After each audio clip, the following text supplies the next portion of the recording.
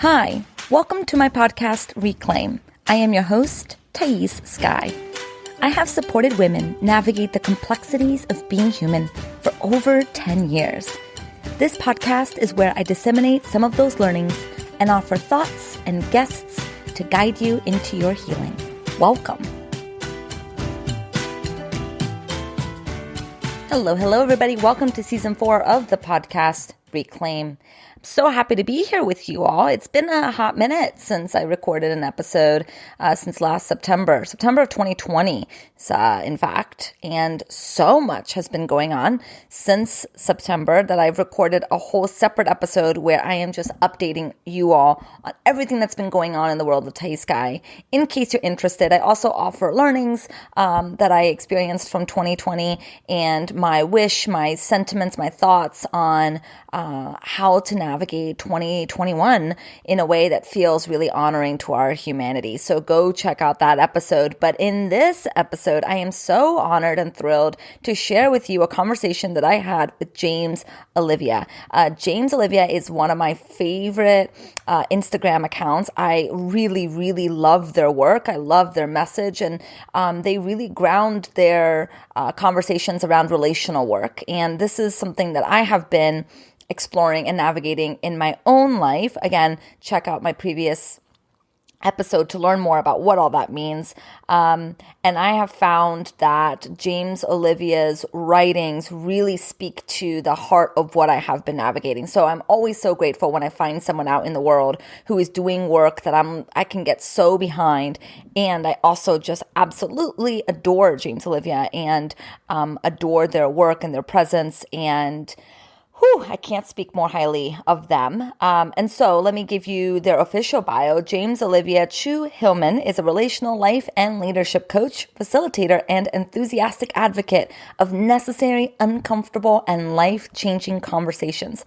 They work with people who want more joyful connections and less suffering in their relationships with themselves, the people they love and lead, and the world. James-Olivia has a passion for asking questions that make us squirm a bit and point us back to who we are and what we care about most. You can find James-Olivia at www.inquisitivehuman.com and also on Instagram at inquisitive_human.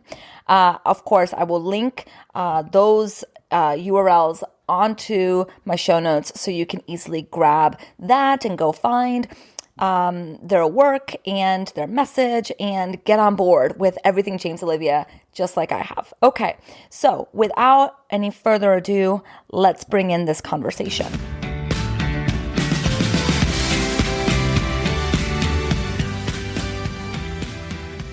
All right. Hello, James-Olivia. Welcome to Reclaim the podcast. Thank you so much for being here with me today. Thank you for inviting me. I'm super excited. This is my first interview for season 4 of Reclaim, which is quite exciting. I'm not actually quite sure when this season will launch, but when people are listening to this, they know that it has launched. So I'm excited that you get to be the first 2021 guest.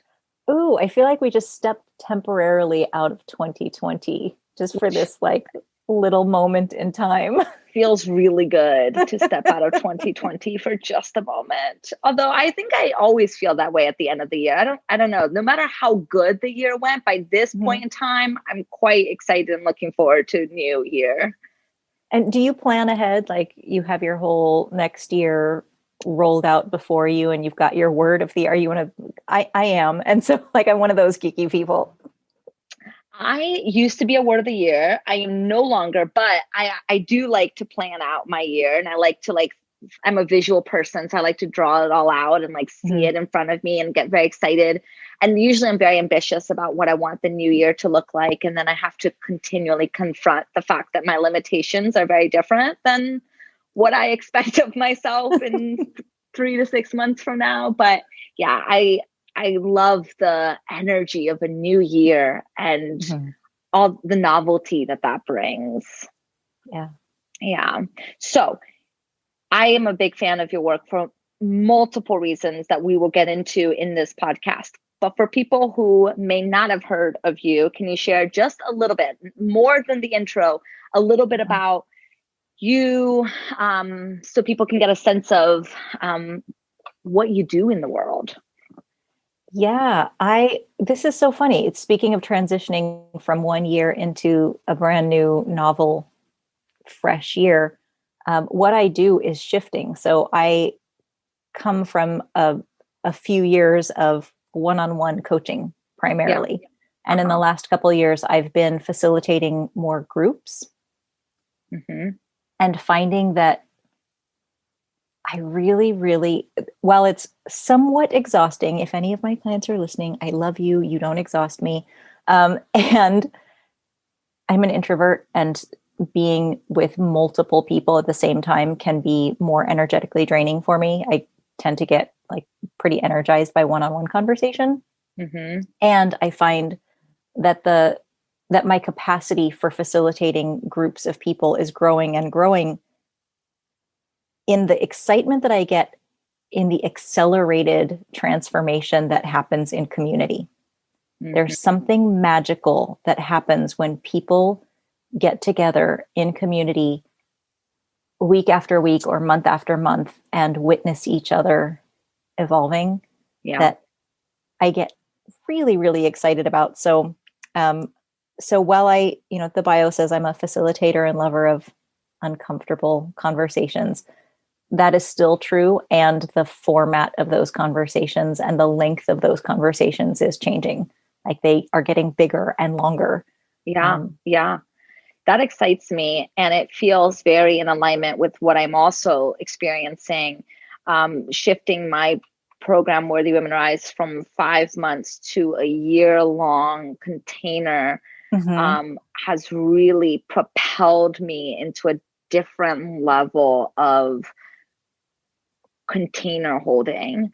Because when people know that they're going to be in an experience for 5 months, they hold it different than knowing they're going to be in something for a year. Right. And the spaciousness allows for subtleties to come through. And it has been really interesting facilitating and holding space for those subtleties. But so to back up, what I've noticed for myself, and I can't wait to hear your thoughts on this, is that my journey has gone from personal development to relational development. And Hallelujah.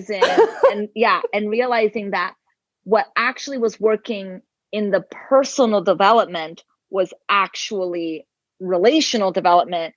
I just didn't know it. Like I was attributing my growth and healing to books, when at that time my growth and healing was actually happening because of the relationships that I was in.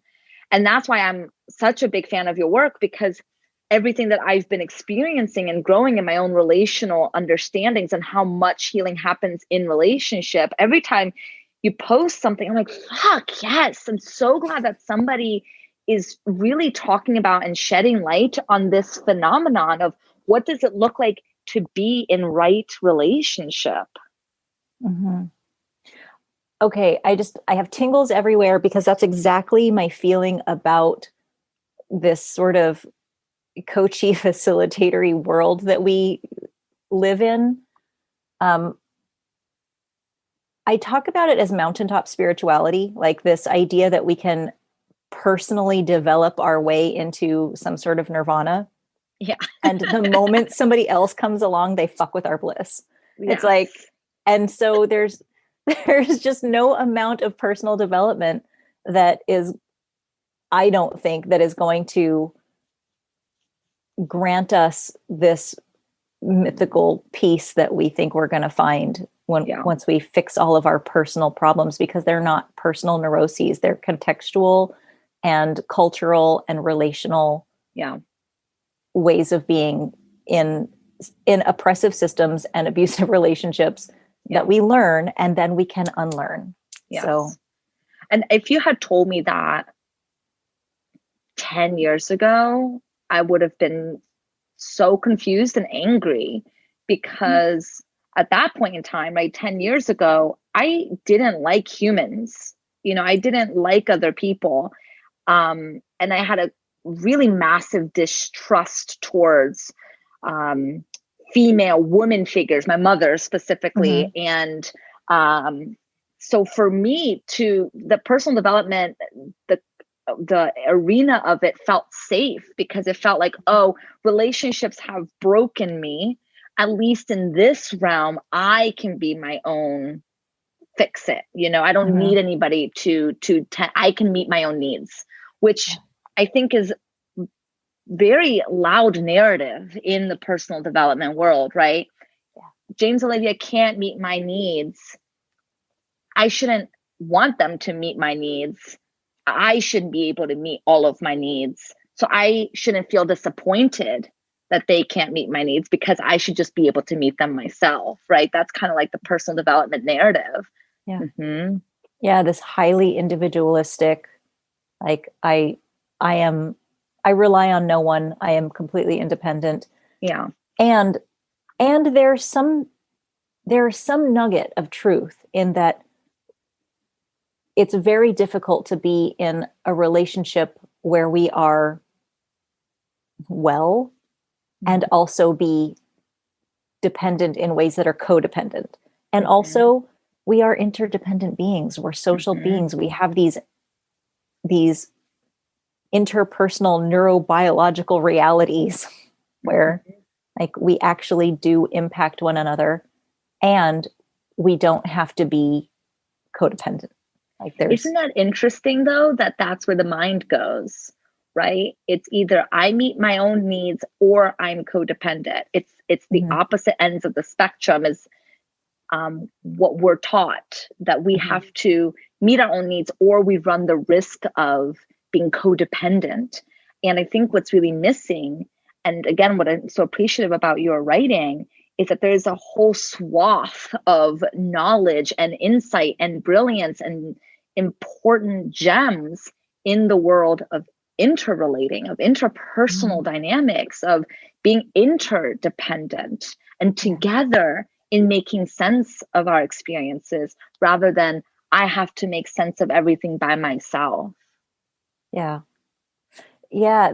It's this either or thing of like, either I am independent and sovereign, and I have like not beautiful opinions about how the word sovereignty gets thrown around. I love the word sovereignty. I love sovereignty, and I have issues with the way that it gets thrown around and misused. Yeah. As independence, as individualism, when in fact it's like, no, we are sovereign beings in relationship. Yeah. Like, yes. It's both. Yes. So I have to admit something to you. I was on Instagram one day, blah, blah, blah, scrolled through, saw your thing, blah, blah, blah, moved on in my day. And then I, sometimes we'll get these downloads, just these ideas, I don't know, these thoughts, and I write them down as little notes of like, oh, I should write about this. I should write about this.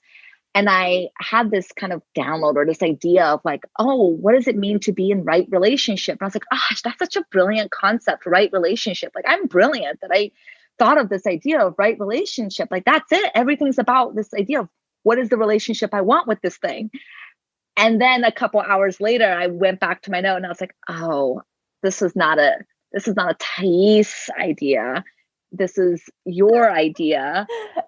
So it's so I share that because it's so silly how the unconscious works, and also by how deeply inspired I've been by this concept, this idea that you've been relating to and thinking about it and fleshing through a lot, which is this idea of right relationship. So I would love to hear kind of your take on how did you land on this kind of way of speaking, way of thinking, and what does it mean to you?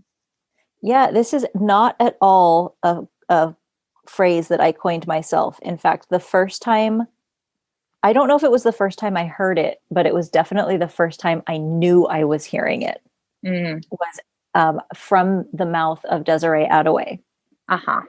And it was either in Freedom School or Diversity is an Asset. I don't know, something that I was taking with her. And she talks about right relationship regularly. And so I'm sure that I've heard it more than once from her. And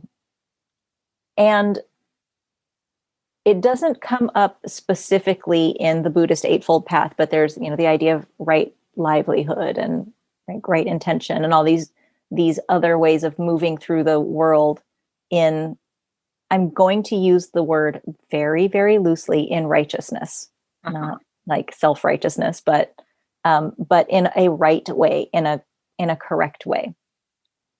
And when I heard it from Desiree, I was like, the same thing that you had, that same, like, oh my God, yes, we exist in relationship, period. Like we do not exist in isolation. We do not exist on the mountaintop. We do not exist in a vacuum. We exist always, in every moment, in relationship with other people and with ourselves and with our, with God's spirit, the universe, higher power, however you name that which is, greater than you and to which you belong, to our work and to our bodies and to the earth. And we are in relationship with everything and everyone at all times. Mm-hmm. And so to do that in a way that, and when I use the word right, I'm not using it in the binary of right and wrong. Mm-hmm. The way that I think about it is it just and is it sustainable? Mm-hmm. Is this relationship just and sustainable? And the question that I tag onto the beginning of these questions, like, is it just, is it sustainable? But is there room for you? Mm-hmm. And a lot of times I think I cringe a little bit when I hear myself ask that question, because I'm like, oh, some people make a lot of room for themselves in a relationship and there's not really any room for anybody else. Is that the right question to be asking them? And I don't believe that when we're in that sort of superior, grandiose, there must be all the room for me space, there's actually room for who we really are. That's right. We're overcompensating. Right. Right. Yeah, I find this question of what is the relationship I want to be having to be really thoughtful of this idea that I've been sitting with a lot lately, which is how often do we make decisions for other people rather than with other people? Because we've been taught that we have to be independent. So I had like a simple example of I'm trying to think of something super simple.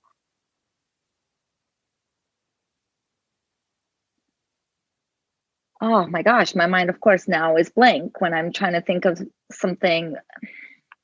It's kind of like, okay, it's for me, I've become aware of how often I make decisions for people thinking that I'm making a decision for me. Like, our relationship isn't working. I don't like how you do this, whatever it is. I'm not going to talk to you about it and see how we can work through it together. I'm just going to set a boundary and cut you out of my life, right? Like, I'm now going to distance myself from you or avoid you or not talk to you about this because I've made a decision that for the sake of boundaries, right? Which I think is another word that gets tossed around a lot. And how we do this constantly. We're constantly isolating ourselves from relationship, thinking that this is what it means to navigate relationship. And so I think that even just the concept of relationship can feel really scary, hard to even grasp what it means to relate, to be in relationship with somebody. Yeah. Okay. So I love this, because those are two very, very different things, right? Relating is an activity. Being in relationship is just a state. Like we are in relationship. And I think what you're talking about with this idea of the boundary setting, and that could be like an entire separate hour conversation. I love it so much. Yeah. The idea that we make decisions for other people, the way that you're describing it, I tend to call that managing them, where we're managing them rather than relating to them. Tell me more about it. Oh God, we do so much of it. Like I call it relational fuckery. And so I have sort of four umbrella fuckeries that I think a lot of other fuckeries fall under in more detail, but attack, attack, defend, avoid, and control are the ones that I like to talk about, our go-tos. And so control, and probably they all fall under avoid and control, and attack and defend are just kind of the ones that are easy to name because we don't see them unless we name them. But the way that we use managing other people and making decisions for them, like people pleasing comes under that for me. It's like, oh, okay, I'm going to do things that I think will make you happy, whether or not I've asked you about it, whether or not I know you well enough or know anything about you or have related with you in any way. I'm going to try and manage your, like in your recent post, I'm going to try and manage your disappointment. I'm going to try and manage your response to me. I'm going to try and manage your reactions and how you relate to me rather than just showing up with what I have. Oh my God, the boundary thing though. I'm thinking about a friend of mine who in a conversation a while back was like, I just hate boundaries. I just don't know why people have to set boundaries. And I'm like, oh, people are using boundaries, the word boundaries with you. And yeah, like they're not actually setting boundaries. They're punishing you. That's a different thing. That is a different thing. And that's how I think we so often use boundaries. I'm going to withhold or respond to you in a specific way until you change your behavior. And I found that it is so difficult for me to not punish my partner for when he behaves in ways I don't want him to. Yeah. To stay in relationship, to stay in the relating while this person is not who the fantasy of him is. It is so tremendously difficult to stay in that because, you know, what I love about talking about relationships is that you can't talk about relating without talking about development and, you know, the dynamics that happened as you were developing and as people were relating to you at that point. And if you were continually punished for bad behavior as a child, of course, the lesson you're going to get is my bad behavior will cut people out. Like people will cut me out if I behave badly. And so if people behave badly to me, of course, the only way I know how to navigate that is by cutting them out. But again, I love that it's the managing. I think that that's so valid because it's not valid, accurate because it's such a great way of naming that that's actually not being together. That's wanting the other person to be who you want them to be for your own, to manage your own anxiety, right? To manage them is really to manage your own experience of them. Yeah, this is, I love your getting it. Punishment is like one of the bees in my bonnet. I love it so much. I hate it and I love it. I love to talk about it. I don't believe that we can live in the cultural context that we share, like these dominant over cultures of like white supremacy, patriarchy, capitalism, ableism, transphobia, fat phobia, like all these things that we live in and not learn to relate in punitive ways. Yes. Like we come up in societies that erase difference on purpose. That say to you, like, you must be like what is comfortable for everyone else. Otherwise you will get punished. You will get, ostracized. You will get socially, like you will love and affection and care will be withheld from you, or like the ways that we learn to think that we're, weird or not good enough or whatever it is that we carry around with us. These are, I think you can come up in the most loving, supportive, beautiful family of origin ever and still get these messages from dominant culture.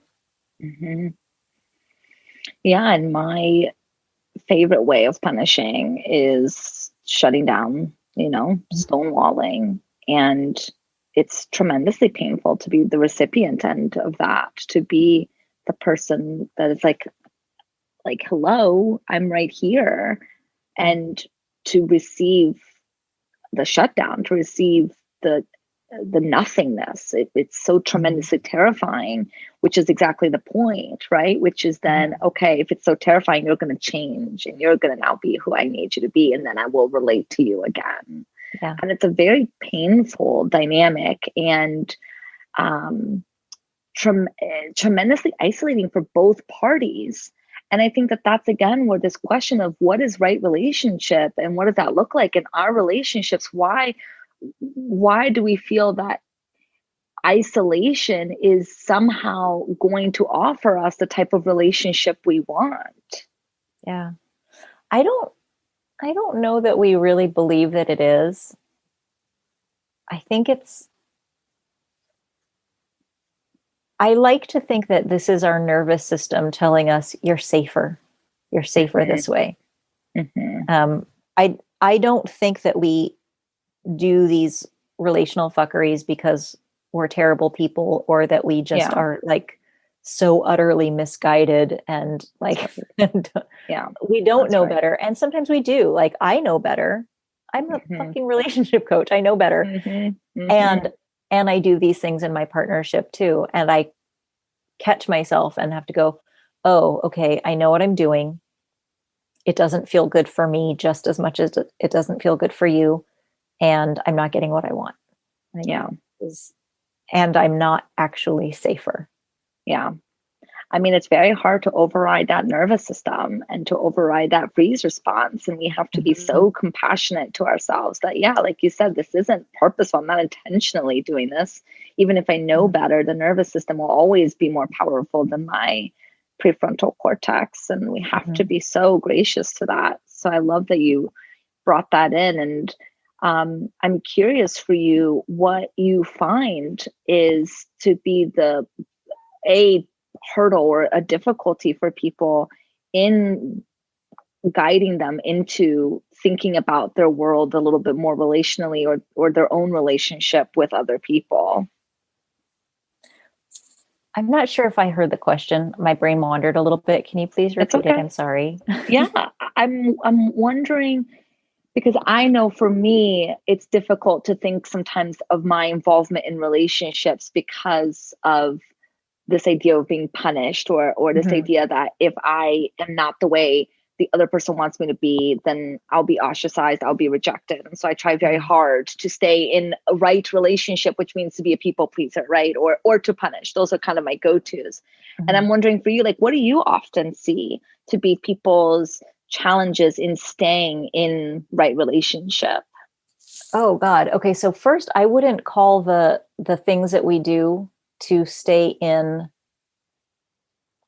some version of harmony necessarily right relationship. I have a pretty clear distinction between, I'm going to air quotes, good relationship and right relationship. And what we often think of as good relationship, like, oh yeah, we have a good relationship. It means we don't have any conflict at the surface. We don't allow tension to get in the way of our comfort. And right relationship comes with tension, and it comes with conflict and confrontation, and it can even come with harm and damage. Like you can do harm and still return to right relationship. You can damage your relationship, and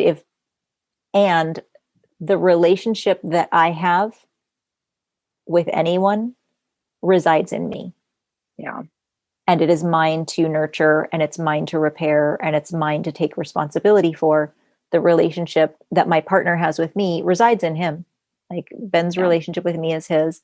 And so my right relationship with him can't actually happen if I'm people pleasing. It can't happen if I'm doing any of the things that don't make room for me in my own relationship with him. And so the thing that I think, like, one of the biggest things I see in the way of people practicing right relationship in their most intimate, lives, is this misunderstanding that good relationship and right relationship are the same thing.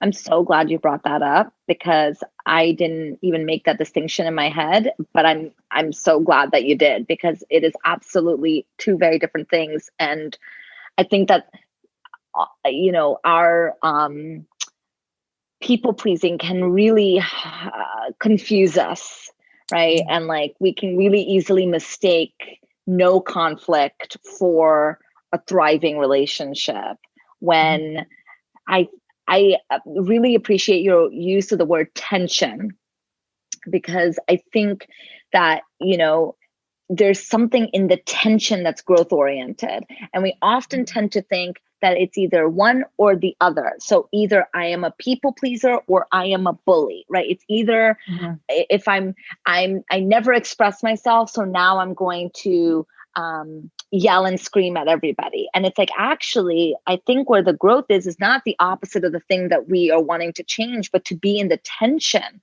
of sitting with all of it.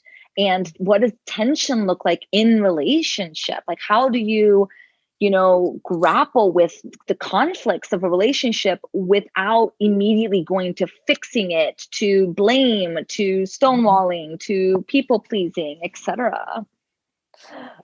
Okay. I get chills when you ask this question, because I see. Are you familiar with Bobby Harrow's cycles of socialization and cycle of liberation? I don't know, but I don't think so. Okay. I will send you links after this. Okay. Because they're brilliant. And they're social justice oriented, but they have so much relevance to our interpersonal, like our more intimate relationships as well. Yeah. And so you're talking about this sort of pendulum between essentially grandiosity and shame, right? Like this, yes. I'm one down, like I will pedestal and people please and like do all the things to make sure that you don't leave me or punish me or like use your power over me in some way that's uncomfortable for me. Or I will go to the other end of the spectrum and I will be the bully and I will bulldoze you and I will I will use my power over you in order to avoid my own discomfort. And what is in that tension between those two things is healthy self-esteem. This refusal to position ourselves as either more worthy or less worthy than anyone else in the relationship. And it seems like healthy self-esteem would be like, oh, of course, that's that place of peace. Like that's the place of, no, it's tense as fuck. It's like, it can be a terribly tense place to know that I'm making mistakes. I'm getting this wrong. I'm doing some damage. I'm saying the wrong thing. And I am worth no less than you are. Or you are doing something that I don't like. You're doing something that is making me deeply uncomfortable. You are doing something that just like grates against all of my deepest values. And I am not worth any more than you are. You are not worth any less than I am. We are equally worthy of care and dignity and respect and the sovereignty that we bring to this relationship. Now what? There is so much tension in that. There is so much tension in that because there's no clear answer. It's so situational, contextual, individual of what that next step will be.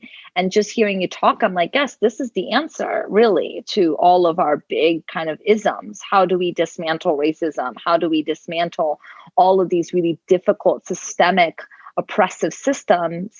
I think sometimes the tendency is to continue to maintain hierarchy, that now the marginalized identity is now power over. And I think that continues to perpetuate the hierarchical that one person is better than, which is not a good system.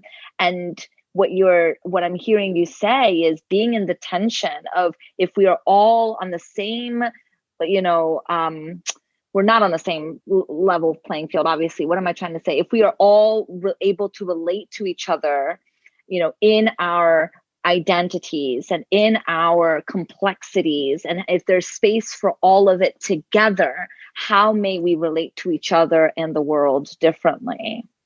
Yeah. Like, how do we regard each other's humanity, even in the face of having been wronged or wronging one another? Right. Having, like, be in our imperfection, in our regard our humanity in our humanity.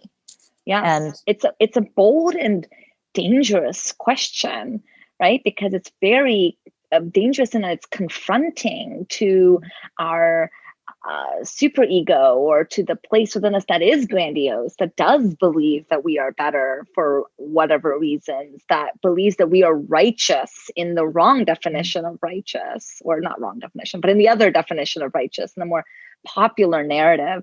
I think it can be really confronting to think about this question. Very, very much so. And there's, on top of that, the idea that if we are not good people, like, that we have to be good to be worthy. And if we are not, then we are going to be punished. Then we're going to be disposed of.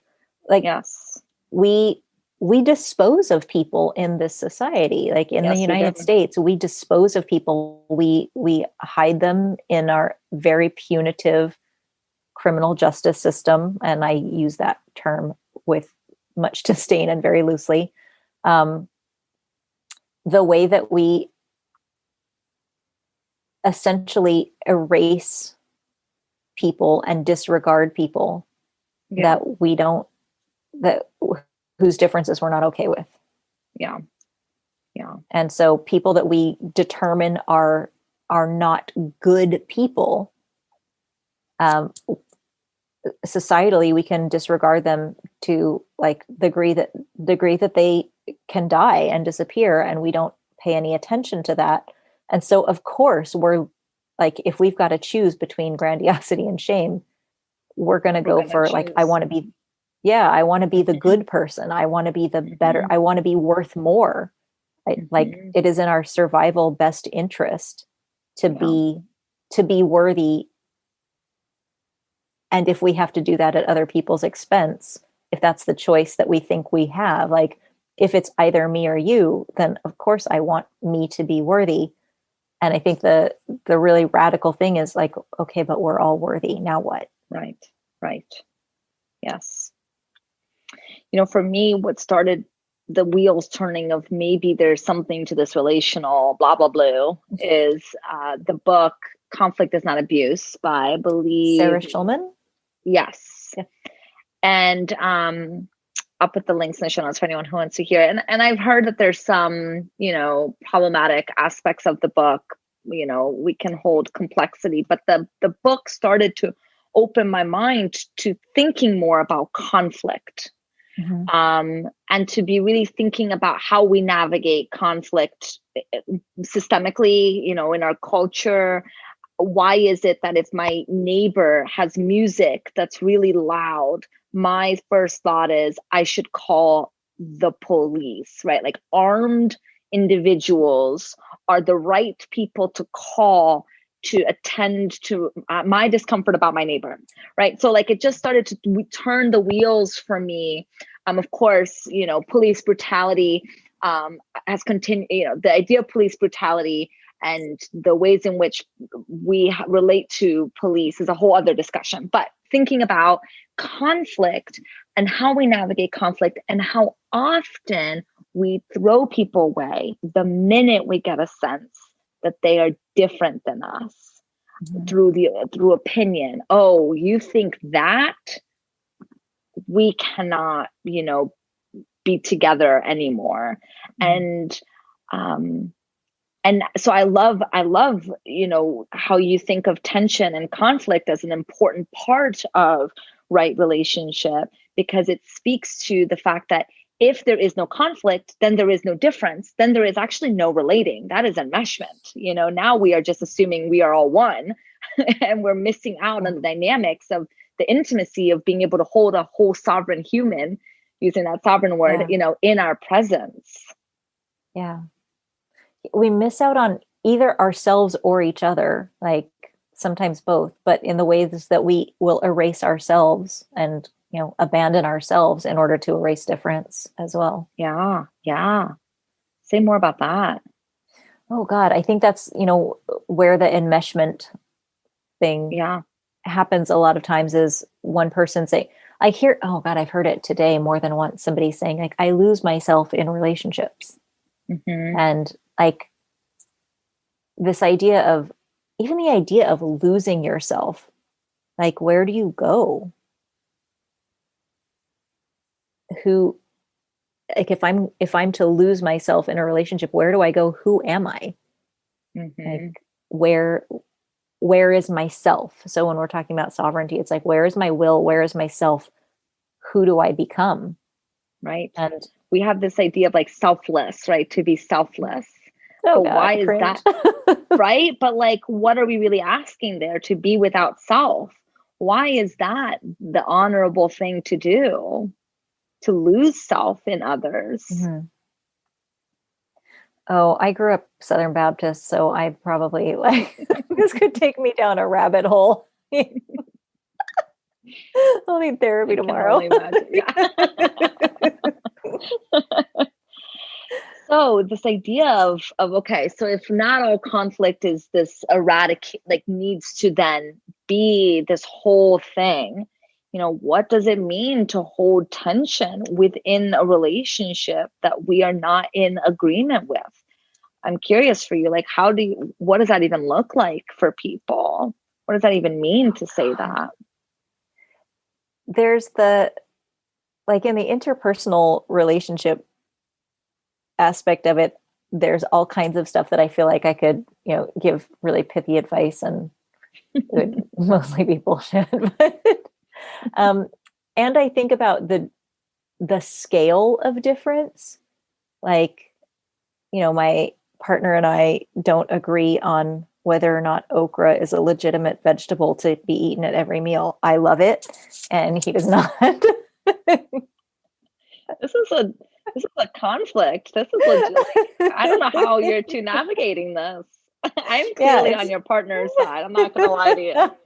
Can we even maintain this podcast conversation knowing that you think okra is right. like a I'm surprised I'm not muted yet by the host. And so, and a lot of people have this difference with me. I seem to be one of the small handfuls of people that really, really has a deep, abiding love of okra and will defend it to my uh-huh. dying day.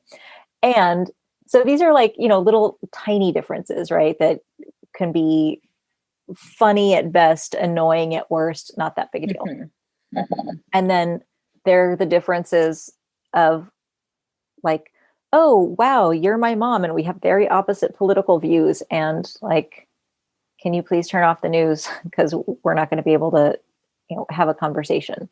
Mm-hmm. There are, you, I'm sure that as people are listening I'm crossing my fingers that as people are listening in 2021, that this will have changed somewhat. Mm-hmm. But right now in 2020, just, post election in the United States, we see rifts between friends and family members and, down the lines of community where people are like, oh, I no longer welcome you in my life because of your political opinions. Mm-hmm. We don't share political opinions. This is a difference I'm totally not okay with. And how, like, how do I hold this tension instead of erasing, like demanding that other people erase their difference with me or disposing of them? Um, I don't know the answer to how each Yeah. person will Yeah. hold that tension. I know that um, there's so much knotted up in here. Like as we get back to, okay, how do I hold boundaries that take care of myself? How do I not compromise and abandon myself? And how do I not erase my own difference? How do I not demand that somebody erase their difference? And then there's like beyond that, when we're talking about, the scale of difference, the difference of, oh, wow, you hold a view that directly opposes my existence. That's not only a difference that I'm not okay with, but like that threatens me. Your difference threatens my existence. That's a totally different kind of difference. And that's when we get into like, racism and misogyny and transphobia and like these differences where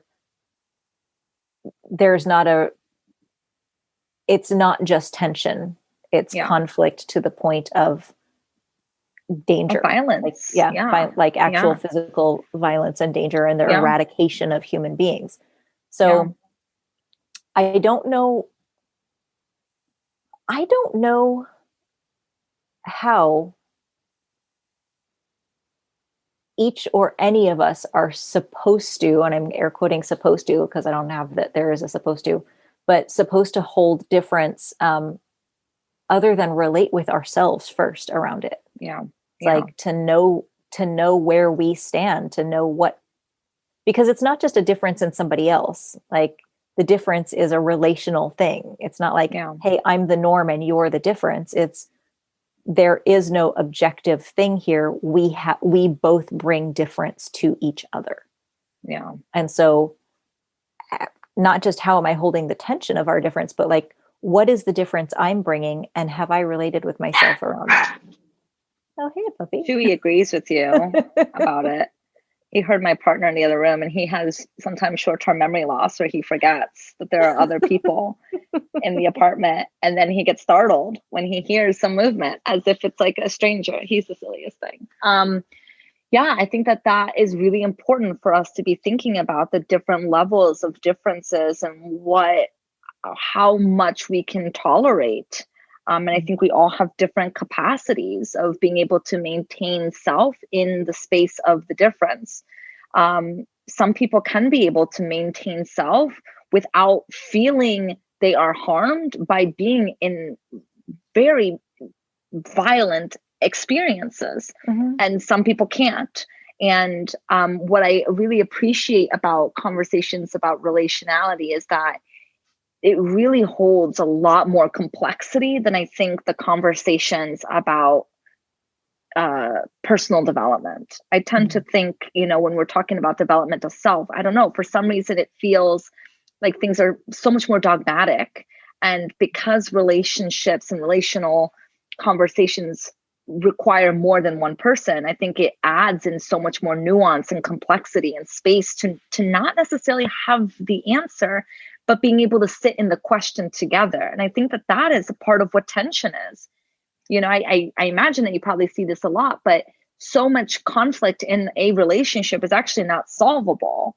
It's not something that we can fix and change by you cooking less okra. It's not something quite that easy. It's a lot deeper. It's a personality thing. This is who you are. This is who I am. And I find that what is healing for couples is actually not to try to change the person, but just to sit in that discomfort and in that tension of not knowing how to solve this together. Yeah. The flashing neon sign word that's coming up for me is responsibility. That what we're looking for is resolution, and what we're avoiding is our own responsibility. It's like in the absence of resolution, I have to take responsibility for my next decision.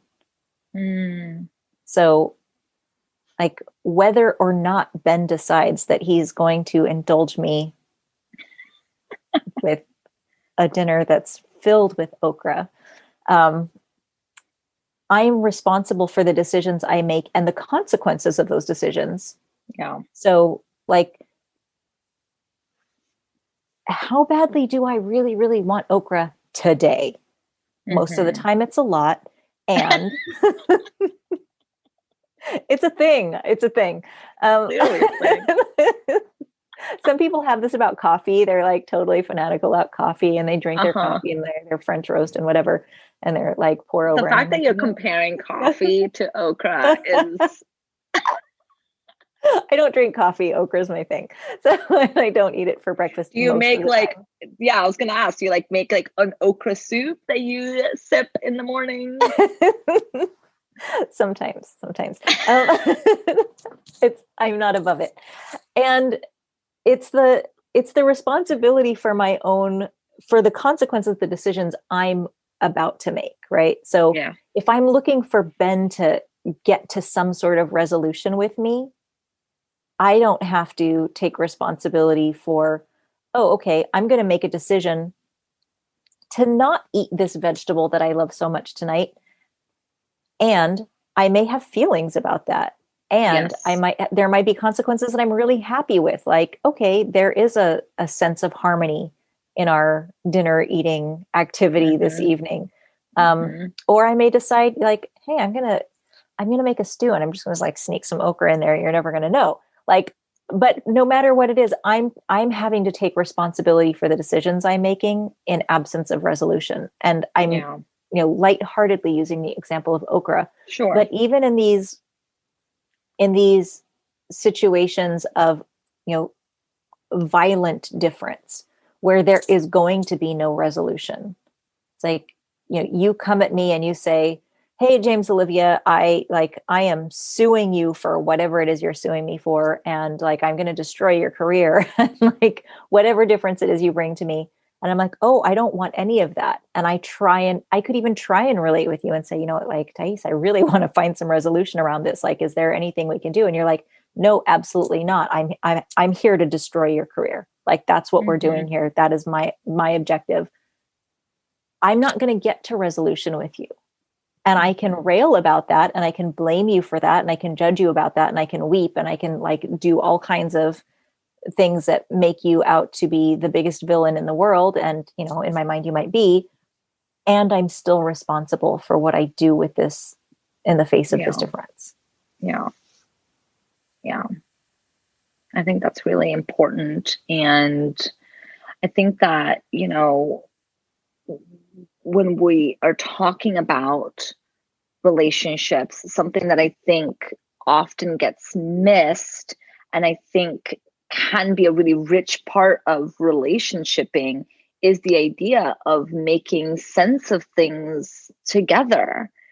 And that it was so radical, this idea that, oh, I don't have to assume what you're experiencing, what you're thinking, and then act according to that assumption and hope that that will work.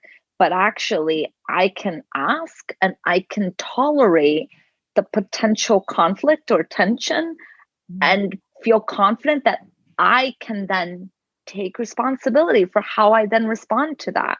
That it gets to be this dynamic experience of being in it with somebody else instead of that isolation um and then and feeling disconnected from the people around me.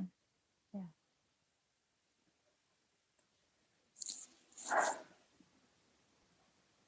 You said the D word, disconnected. Like that's the one that gets me because that's the thing that I'm working toward as I work with people. I'm like, oh, what we want here, my fingers are crossed, my agenda, like I have my own Mm-hmm. agenda, is Mm-hmm. the skill and the capacity to have more joyful connection. If Yeah. that's what you want. Yeah. And not have disconnection come by default because we don't have the skill or capacity to Yeah. develop and cultivate Yeah. connection. Well, I really appreciate this conversation, and I feel like I'm kind of naming right now that I just feel quite sad because I wish that we could just keep it going and have this be like a 10-part conversation, because there's so many aspects to this that I feel like we can tease out and talk about forever.